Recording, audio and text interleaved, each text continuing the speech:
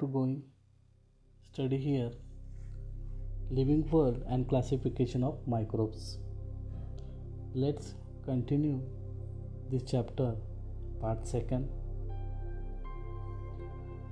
Try this activity given in your textbook, Kingdom Monera.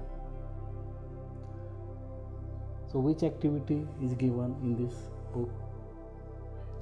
Take a small drop of curd or buttermilk on a clean glass slide. Dilute it with a little water. Carefully keep a cover slip. Observe it under high power of compound microscope. What did you see? Moving small rod-like microbes are lactobacilli bacteria. So here all type of bacteria and blue-green algae are included in Kingdom Monera. So student, कृती दिले पहा. एका स्वच्छ काचपट्टीवर दही किंवा ताकाचा अगदी लहान थेंब घ्या. त्यात थोडे पाणी मिसळून विरलन करा. डायल्यूट होतं थोडंसं पाणी टाकल्यामुळं. दही किंवा ताकाचा थेंब घ्यायचा आहे एका स्वच्छ काचपट्टीवरती. त्याच्यामध्ये 2 ते 3 थेंब पाण्याचे टाकल्यानंतर त्यावर अलगद आच्छादन काचपट्टी त्याच्यावरती ठेवायची आहे व सूक्ष्मदर्शीखाली काचपट्टीचे निरीक्षण करायचे आहे. तर या ठिकाणी तुम्हाला काय दिसेल, तर यातील हालचाल करणारे काही अगदी लहान काडीसारखे सूक्ष्मजीव दिसतील आणि त्या सूक्ष्मजीवाचं नाव आहे लॅक्टोबॅसिला जीवाणू. म्हणजेच मोनेरा या सृष्टीत सर्व प्रकारच्या जीवाणूंचा व नीलहरित शैवालांचा समावेश होतो. Some examples see the diagram 1.2 organism from kingdom Monera. Some examples given with diagram and their name also in this diagram. So we learn this. First is the Clostridium tetani, then second Streptococcus pneumoniae, third Staphylococcus aureus, fourth Clostridium botulinum, fifth Legionella pneumoniae, sixth Salmonella typhi, seventh Vibrio cholerae, seventh Treponema pallidum. These are the organism from Kingdom Monera. So what is the characteristics of this organism? How we can recognize or how we can recognize these organism depend on that characteristics. तर त्यांची लक्षणं काय असतात किंवा कोणत्या लक्षणाच्या आधारे हे सजीव आपण ओळखू शकतो. हे सजीव मोनेरा सृष्टीमध्ये विभागले गेलेले आहेत. Here all the organism are unicellular.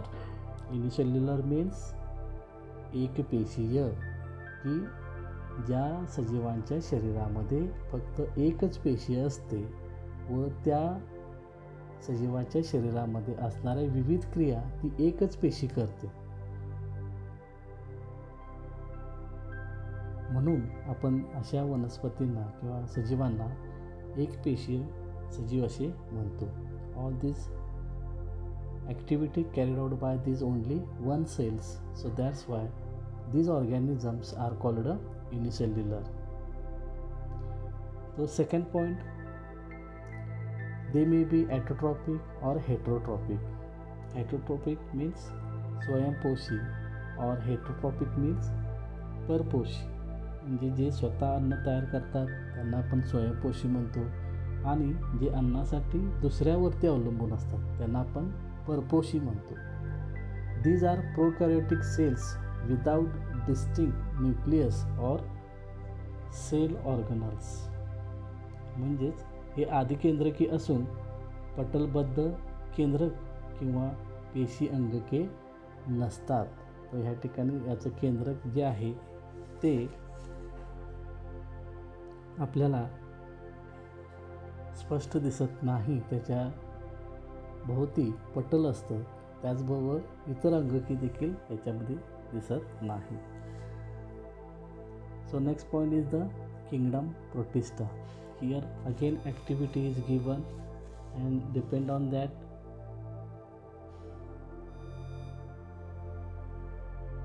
some characteristics also given.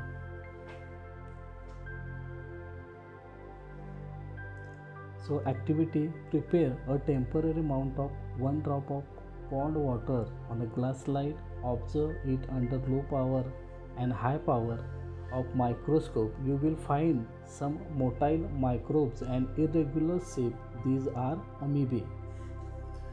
तर एखाद्या डबक्यातील पाण्याचा एक थेंब काचपट्टीवर ठेवून सूक्ष्मदर्शीखाली निरीक्षण करा. काही अनियमित आकाराचे सूक्ष्मजीव हालचाल करताना दिसतील आणि हे सजीव अमिबा आहेत. So here Volvox, paramecium, amoeba, euglena, these are the organism from kingdom protista. 1.3, you see this diagram. 1.3 organism from kingdom Monera. Which organism included in that diagram? First is the Holvax, second one is the Paramecium, third Euglena, and fourth Amoeba or Amoeba. So what is the characteristics of this organism?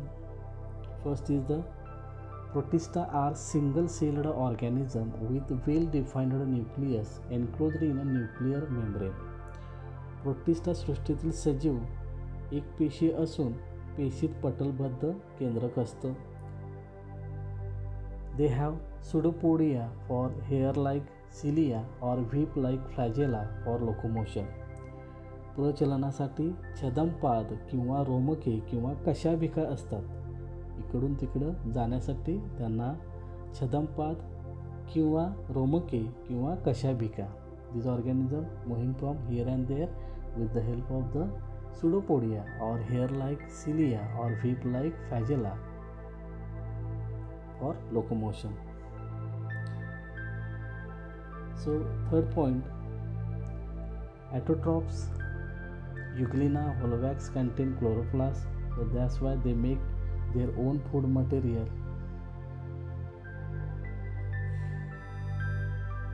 And some organism the heterotrophs, for example amoeba, paramecium. तर यामध्ये युग्लिना, होलवॅक्स पेशीमध्ये हरित लवके असतात आणि त्यामुळं ते स्वतःचं अन्न स्वतः तयार करत असतात. जे वनस्पती स्वतःचं अन्न स्वतः तयार करतात, that time they require water, carbon dioxide, sunrays and chloroplast. So chloroplast is the most important factor to produce food in that process. So that's why these Euglena, Holvax contains chloroplast. So these are the autotrophs. Heterotrophs, amoeba, paramecium. स्वयंपोषी उदाहरणार्थ युग्लिना, होलवॅक्स पेशीत हरित लवके असतात. परपोषी उदाहरणार्थ amoeba, पॅरामोसियम, plasmodium इत्यादी. Then third kingdom is the fungi.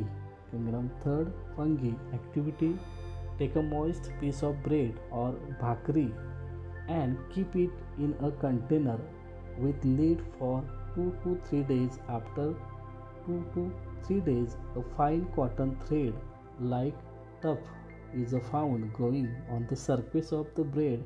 Prepare a temporary mount of few threads from this culture and observe it under the microscope.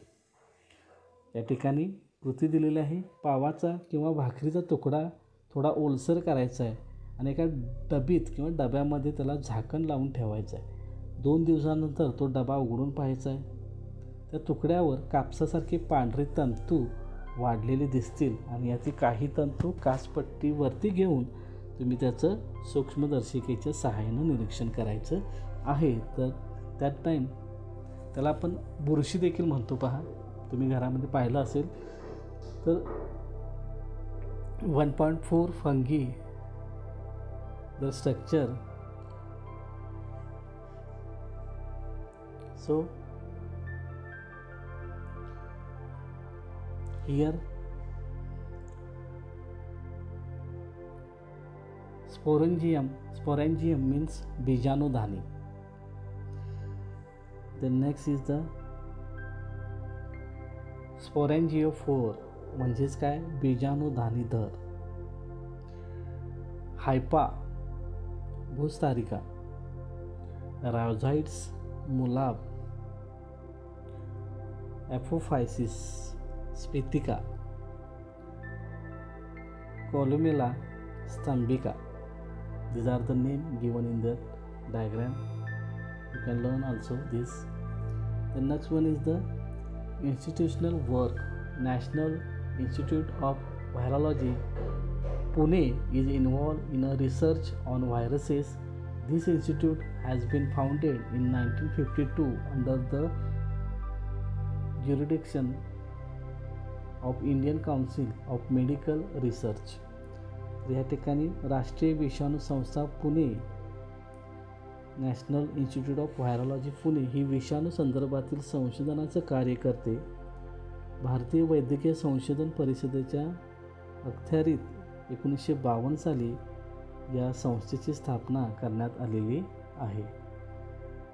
So next point, their characteristics.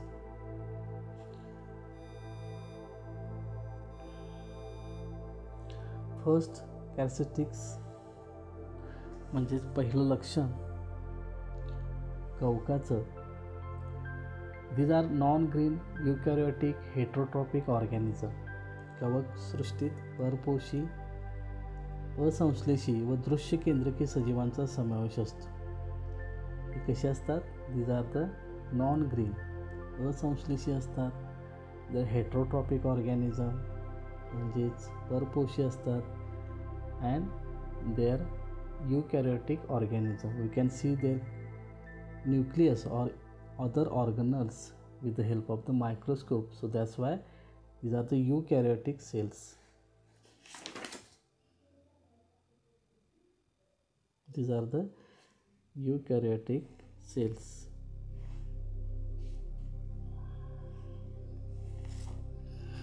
The next point, most of them are saprotrophs. They feed upon decaying organic matter. बहुसंख्य कवके ही मृतोपजीवी असतात. कुजलेल्या कार्बनी पदार्थावरती जगतात. पावसाळ्यामध्ये पाहतो आपण उकिरड्यावरती काही छत्र्या पण तुम्हाला दिसतील, त्यालासुद्धा आपण कवकं म्हणू शकतो. आणि कुजलेल्या अन्नपदार्थावरती ते जगलेले असतात. Their cell wall is made up of tough and complex sugar called chitin. बहुसंख्य कवकांच्या पेशीभित्तिका या कायटिन या जटिल शर्करेपासून बनलेल्या असतात.